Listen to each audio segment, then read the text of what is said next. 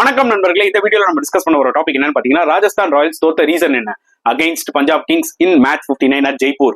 முதல்ல அவங்களோட middle over polling, அதாவது 43 for 3 பஞ்சாப் ஸ்ட்ரகிள் ஆயிட்டு இருந்தாங்க. அங்கிருந்து இனிஷியேட்டிவ் எடுத்து ஒரு 160 170 ரெஸ்ட்ரிக்ட் பண்ணிருக்கணும் பஞ்சாப் கிங்ஸ். ஆனா அங்கிருந்து மேட்சே கோட்ட விட்டாங்க. மிடில் ஓவர்ஸ்ல அசரங்கா ரொம்ப கீ போலர், ஆனா அவர் ரொம்ப போரா போட்டாரு.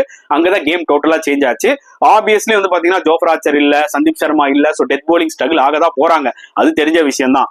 அடுத்த ஒரு இம்பார்ட்டன்டான ஒரு விஷயம் என்னன்னு பாத்தீங்கன்னா, சேசிங்ல in spite of scoring 85 runs in 6 overs, ஜெய்ஸ்வாலும் சரி வைபவும் சரி அந்த அளவுக்கு ஒரு சூப்பர் ஸ்டார்ட் கொடுத்துட்டு போனாங்க.